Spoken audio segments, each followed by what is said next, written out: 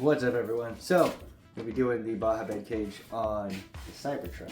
So this was intended to be used on like your 10.3 platform, but you can use this on anything. We're running on the Rockalope chassis, and what's cool about this when you do buy the laminated version, it's a lot easier to make modifications as you go. So I used a dry erase pen on here, and I took a couple of quick dimensions and modified my drawings a little bit. Like the bed is going to be shorter on the bed cage, so this is like a top view. So this would be like the cab, this would be the bumper, this would be like where I'm going to store the batteries, or you can put spare tires and stuff. But I measured the car and I made a mark already, but it's going to be a little bit shorter because we're going to leave the tailgate on from it. And the same thing with like the dimension for the overall height. Take your measurements, add the dimensions to your drawing. It's that easy. Like I measured from where this bar is going to start on the chassis, and then it goes up to the roof line there. It's only going to be about 100 millimeters instead of 5 3/8 inches. I jump back and forth because I work in millimeters most of the time. Pablo, Amigo Arts, he is an imperial man. He likes to do everything in inches, so it's easier to make notes along the way. I didn't even put a dimension. I just wrote the length, made my marks, so I can just reference it later. We will stick with the tab number 7 for the double shocks. We are going to run dual shocks in the back of this. The way that these pre-runners work and work well is all of the weight over the rear. You want to keep the front as light as possible, and then the rear, battery, spare tire, as much weight as you can, because that's your traction. The front, you just kind of want to float. That's how they build the real ones, and that's how you build the tiny ones, and they work. If you get too much weight up front, it's going to be kind of like a plow. The tires are going to have too much weight on them. They're not really going to want to spin. You're going to just be burning out. It's not going to be fun.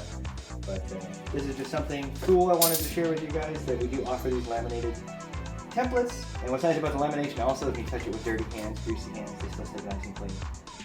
One cool thing that I like to do is use the dry erase, and you can make modifications kind of on the fly, and then you can wipe them away when you're done and go back to the normal template. I have to add that back. Just wanted to share that with you. Always, when setting up cages, mark center on your cut pieces and have a center mark on your template and line those guys up. That way you know where you're starting with everything, and then you can get your bend marks set and you can continue. Now, I marked both ends, but I don't need to mark both ends with this bender. It has a hard stop for the depth, and then another hard stop for the amount of bend, which we're going to need to be about there. That should be about 90 degrees. But what's cool about this is, need to go a little bit more. One more hole.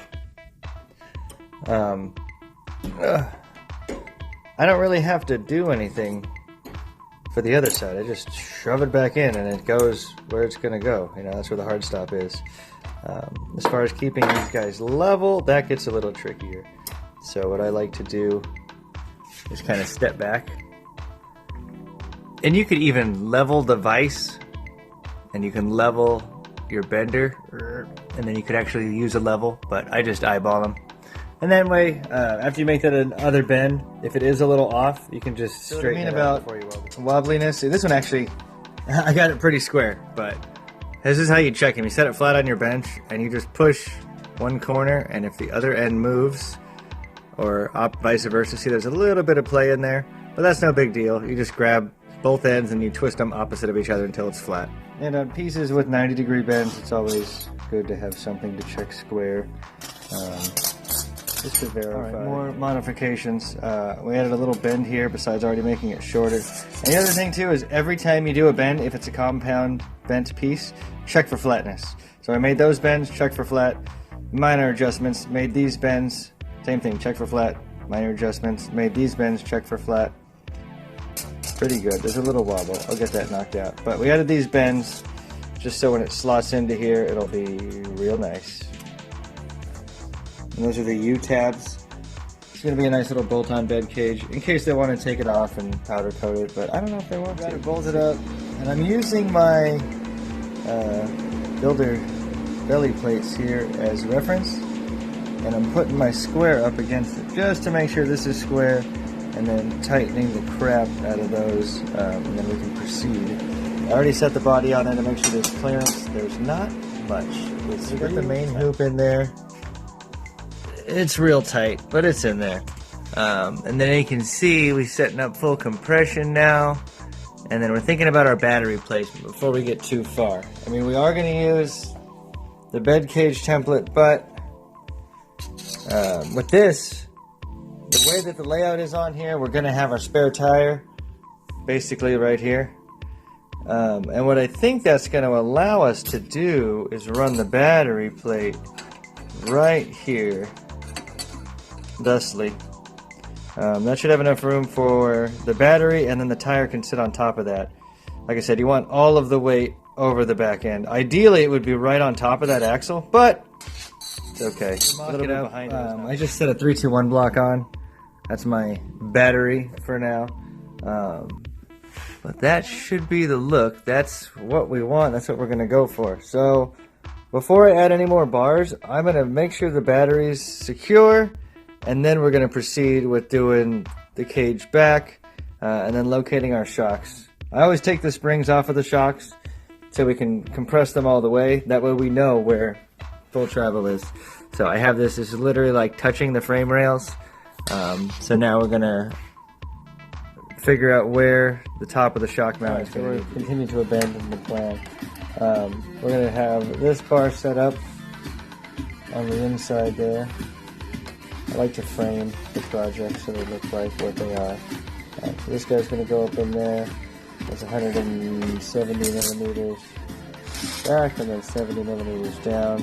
Already got those cut and made. This is about how that spare should sit, which I think will be good. I don't know, we'll see. We might put it at an angle. I don't know. But the plan for this is after we get the cage, like the side bars done, I would really like this to hinge open.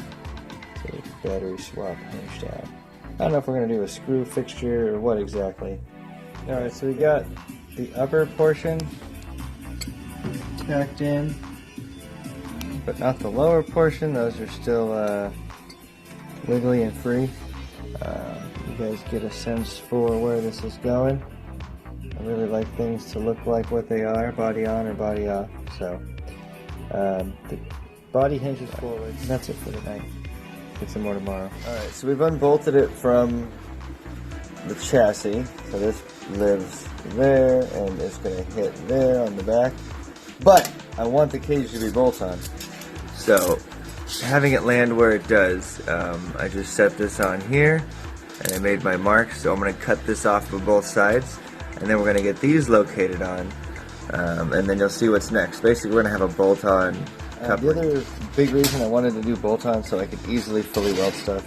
When you start building these on the chassis, like I do most of my cars, it just gets a little tight, and I want to make sure this is all nice and cool and perfect looking. So, got it all welded up now. Now I can safely take it over. I have a U-tab at the beginning, and then we're going to have a U-tab at the end. And what I'm going to do is do tab number 2s, tab number 4s on either side of it, sandwiching it in there as a double shear for this.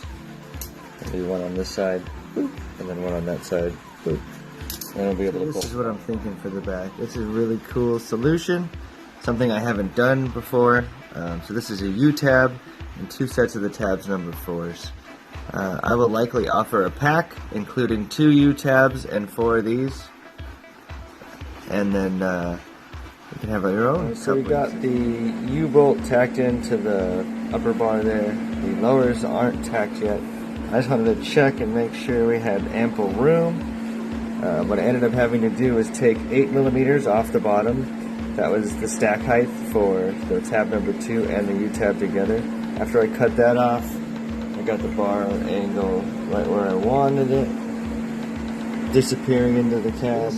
Huge pain in the butt that nobody probably will ever see again is for our battery mounting. This is going to go in here, and that's going to give us a place for that tab to hit. And then we're going to do something on the ends here. Probably a bar just all the way across. Alright, so we got our little cross brace in. So what I've been doing, it's a theme throughout this whole truck. So I'm using the 3/16 pass-through holes to add bracing. And some of the 1/8 holes even. I'm adding the rod straight to those holes. You have to do a little bit of work into the hole. You got to enlarge it a tiny bit. And just make sure everything's clean. Make sure you acetone everything before you get it tigged. So I'm using the pass-through screw holes to mount braces and supports. So I put that little bend in there because it's got to come up a little bit. got to come up a little bit to meet that tab. That's why it had to have that bend. That's why it's a pain in the butt. But we'll get that tacked in. So we got that base put in and we got it tacked. So the reason it's got that little bend is it's got to have a little bit of a rise. Whoa, it's all blurry. It's got to have a little bit of a rise to meet the battery plate. So now that we've got that tacked up, now I'm going to tack the ends. And this is just something I've been doing throughout this chassis, and I'm going to continue, is using all of the holes for bracing to try to keep it more scale. So I have 1/8 here, and then we have some 3/16 crossbars up in the front, and there's even a piece of 1/8 up here as well. Alright, so we got a bunch of Rabs tabs threaded and cleaned up. So this is what we're going to do on the ends. We're going to weld the other mounts to the bumper bars. So these bars are going to come out the back of the truck, and there's just going to be a straight bumper bar across. I might bring it along the side a little bit. I just think that's a good preliminary look. I know that's not how the full-size one is that we're pulling from, but for this I think it'll be great. Now I'm going to get these guys welded on here. Those are more Rabs tabs. It's got one little 3mm spacer. I use those all over the place. This just happens to be where they're going to go on there. And then we're going to do another 3/16 square. I made some decisions here. So for the rear bar, I was thinking like this before, but I think this will be cleaner. And it'll light up right where those tabs end. So before we get this in, we're going to fully weld the tabs for our little roll cage. So we got these welded in. We got that lower bar welded in there. Now we got the suspension up all the way. And now we're going to locate the shock mounting position. So we're going to get a bar doing something. I don't know yet. But looking at our drawing, we are completely different now. So rather than this, we have straight back and then ties down. So this might not. For the shock mounts, I'm going to use 2 of those tabs that we had talked about earlier. I think it's tab number 7. And I'm going to box them in with some of our strip tabs. I'm just going to center this somehow so it's nice and even. I'm going to get those welded on, then I'm going to cut that off, and then these are going to live somewhere up in this region, and there's going to be a bar that comes across. Alright, so we got these welded up. Now we're going to cut them apart and clean them so they're individual. Alright, there's a little update. So we got this fully welded to this point. I threw the shock back in. Woo! Make sure it's all the way extended. Trying to figure out the next sequence of bars. So trying to figure out how I'm going to do this stuff. I guess that can go away. So that's not part of this anymore. Trying to figure out how I want to do extra little stringer bits. And I'm thinking either one here or all the way back there, depending on the aesthetics. I really like that triangle to triangle. Those are similar angles. This is a bigger angle than the top, so it doesn't drive. I like how that looks, so we're probably going to do that there. And then the back is still TBD, you know. Don't know exactly how I'm going to set that up, but I think this is how this part. We're getting real close here. Almost time to test drive. So I got the bed cage all fully welded. You see Rabs tabs all over this. I'm telling you, super handy. And then you'll see U-tabs all over the bed cage. So U-tabs, Rabs tabs. Get yours at scalemetalsupplies.com. Oh, she's good.